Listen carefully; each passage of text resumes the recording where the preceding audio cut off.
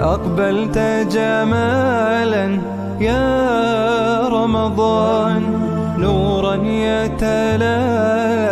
بالقرآن. بركاتك كم تبني الإنسان بالطاعة فيك وبالإحسان.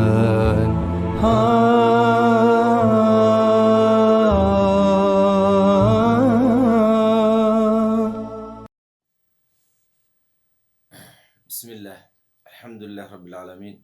والصلاة والسلام على نبينا محمد وعلى آل محمد وصحبه وسلم. وبعد إن شاء الله تعالى وحان ربا دروسو كوكوبا إن كبحيو كتاب كالإرادو أحاديث الصيام من بلوغ المرام. كتاب الصيام أو كمدا أحاديث الصوم كتاب بلوغ المرام أن إن شاء الله تعالى ربا إن كلمات يركي إرادو وأنا حديث ودول استاغنو شرح كوبا كبحينو si aan uga faa'iidaysan axkaamta culimada muslimiinta ay ka sheegan usoo naqliyo bixawlillaahi wa quwwatih. xadiiska koowaad uu soo guuriyey wuxuu leeyahay can abi hurayrata radia allahu canhu qaal qaala rasuulu llahi sala allahu calayhi wasalam laa taqadamuu ramadaana bisawmi yowmin walaa yowmayn ilaa rajulun kaana yasuumu sawman falyasumhu muttafaqun calayh. xadiiska koowaad xadiiskaasu soo guuriyey imaam ibn xajar caleyhi raxmatullah. markaasu wuxuu xadiiskan wuxuu ka mid yahay hordhac u yahay axaadiistii soonka wuxuu leeyahay axkaam fara badan ay taa dadka muslimiinta bilmunaasaba inay u bartaan khaasatan xilliga la gaaro sida xilliyada soonka uu lagu jiro oo kale inay axkaamta ogaadaan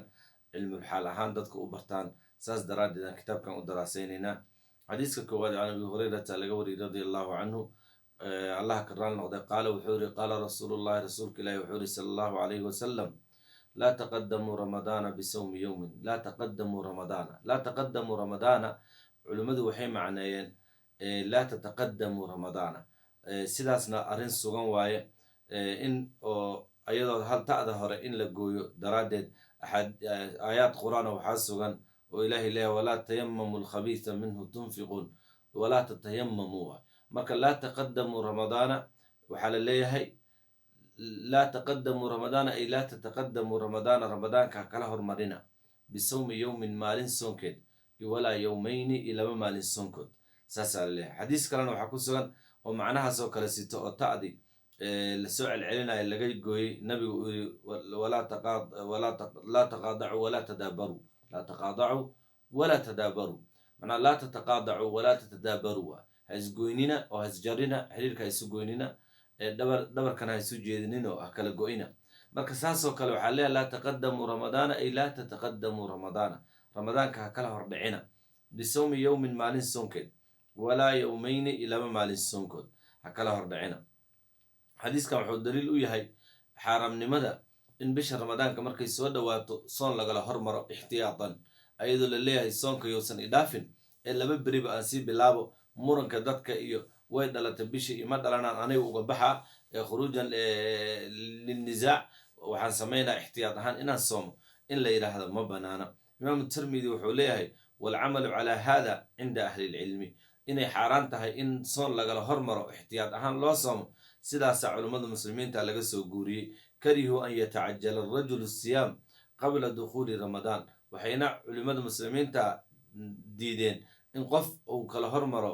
oo u degdego soomitaan ayadoo uu ramadaanka wax kala hormaray limacnaa ramadaanna u soomo asoo soon ula jeedo. wuxuu leeyahay bisha shacbaan 29 markay tahay anigu waa iska soomaa. maxaa dhacay? soddonka way dhalan kartaa, 31 soonay noqon kartaa, labadii beri waa sii bilaaba uu leeyahay. arrintaas ma banaana. sidaas daraaddeed nabigu wuxuu yiri sallallahu alayhi wasallam uu ka soo reebay ilaa rajulun kaana yasuumu sawman falyasumhu. ilaa nin marka la leeyahay gabarna kama baxsana qofaa loola jeedaaye dhaqan caado soon lahaa falyasumhu ha soomo. waxaa loola jeedaa oo culimmadu leeyihiin ilaa man ictaada sawmu ayaamin macluuma. qofkii caado u lahaa jiray maalmo soon oo caado u ah oo la yaqaano oo go-an waafaqa dalika aakhiru shacbaani falaa ba'as. qof maalin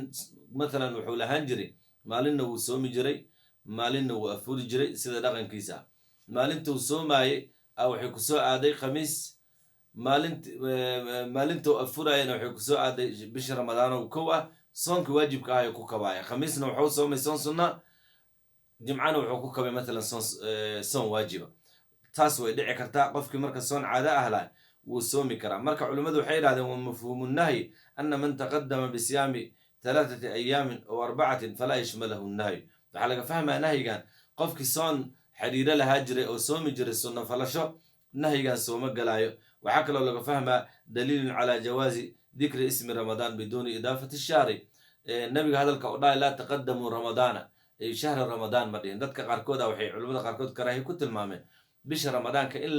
la yidhaahdo ramadaan ayadoon la dhehaynin shahru ramadaan dadaa karaahi culimmada ka mid a qabo sidaas daraaddeed arrintaasna meeshaanu ka saaraya xadiiskan axaadiis fara badanna way soo aroortay oo macnahaasoo kale xambaarsan oo nabigu sala allahu alayh wasalam ramadaan uu ku magacaabay isagoon dhehaynin shahru ramadaan marka ramadaan isim ahaan waa la dhihi karaa ayadoon shahr la raacinaynin calaa ay xaal arrintaasna xadiiskan waa laga qaadana qaybta hore calaa jawaazi dikri ismi ramadaan biduuni idaafati shahri ilay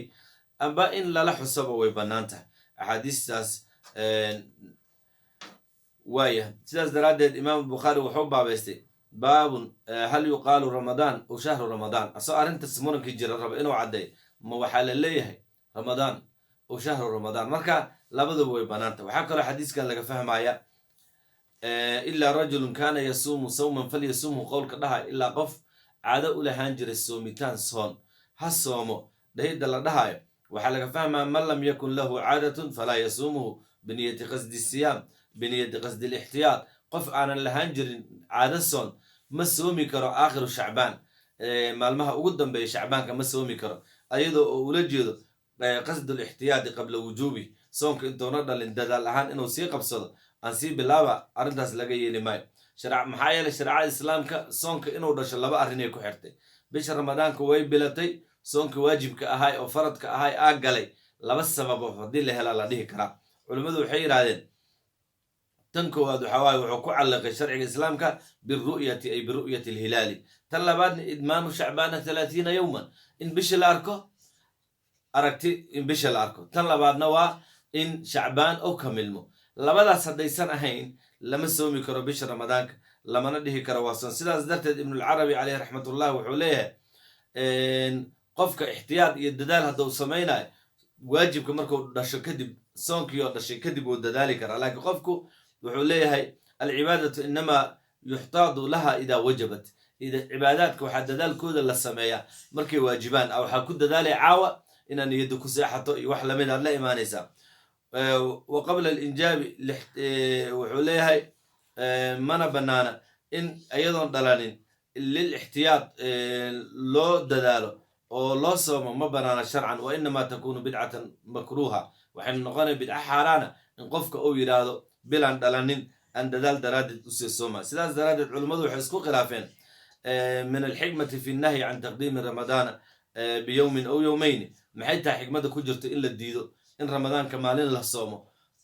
hortiis amba 2 maalin ramadaanka ka hor la soomo xikmada ku jirto maxay tahay culimmada qaarkood waxay dhaheen khashyata an yakhtalida naqlu bilfarad sunnadii iyo waajibkii inay isku darsamaan oo niyaddii aan kala socnayn lagu soomaa la diidaa niyatulfarad iyo niyatu sunna laisma dhexgelin karo waa 2 niyadood sidaasaa culimmada qaarkood dhaheen wa minhum man qaala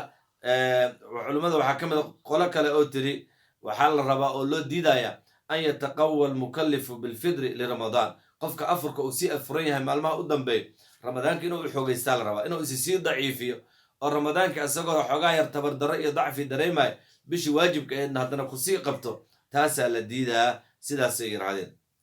imaamu sancaani wuxuu leeyahy caleyh raxmatullah inamaa nuhiya can taqdiimi hilaalihi falmutaqadimu calayhi mukhaalifun linnasi amran wa nahyan waxaa loo diiday oo in la soomo ramadaanka ka hor biyowmin aw yowmayni loo diiday qofka kala hormaraayo ramadaanka soon ixtiyaad ahaan kala hormaraayo wuxuu khilaafay amarkii nabiga sala allahu caleyh wasalam iyo nahyiga nabiga sala alla alay wasalam amran wa nahyan uu yahay mukhaalifun linnasi maxaa yeelay nabiga waxaa ka sugnaatay 2 nas naska koowaad wuxuu yidhi suumuu liru'yatihi aragti ku sooma naska labaadna wuxuu yidhi laa tasuumuu xataa tarawu lhilaala ha soomina intaad bisha ka aragtiin marka suumuu liru'yatihina wou khilaafay laa tasuumuu xataa tarawu lhilaalana wou khilaafay qofka soomo qabla ramadaan biyowmin aw yowmayni biqasdi lixtiyaad asagoo ula jeedo dadaal iyo hordhac oo usii abuuranayo saasay culimmadu yidhaahdeen. ama qofkii soon waajiba lagu leeyahay oo nadar ah amba qalla ah lagu leeyahay arrintaas oo weliba waqtiga cariiri ku yahay falaa ba's inuu soomo qofkaas, bal yatacayanu idaa daaqa waqtu lqadaa, bal waajibay ku tahay inuu hadduu awoodi karo ka gaarsiiyo maalmaha ugu dambaysa shacbaanba ha noqotee. haddii ramadaan hore amba nadar lagugu lahaa ay jirto inaad iska guddaa la raba oo waajibaadka aad iska guddo way bannaan tahay. waxa la diidaya waa maxay? in soon sunno ah sunno ahaan mataqaanaa adoo oo ixtiyaad ahaan u soomaayo inaad kala hormarto bisha ramadaanka oo soonkeedu waajib ahaa, arrintaasaa la diidaya. aan dul marna xadiiska koowaad. can abi hurayrata laga wariyey radia allahu canhu qaala wuxuu ihi qaala rasuulullah rasuulka ilahi wuxuu ihi sala allahu alayhi wasalam laa taqadamuu ramadaana. maxaan macnaynaynaa? ay laa tataqadamuu ramadaana, ramadaanka ha kala hormarina bisawmi yowmin walaa yowmayni, maalin amba laba maalin soonkood oo ma banaana sharcan, waa la nafiyey, waa la diiday. ilaa rajulun qofaa laga soo reebay amba hal qof oo kaana yasuumu soomi jiray sawman, soon uu lahaan jiray caado ah oo uu soomi jiray bil walba uu ka soomi jiray aakhirkeeda amba awalkeeda amba khamiis iyo jimco iyo waxsaas uu soomi jiray, wuu soomi karaa kaas, falyasum.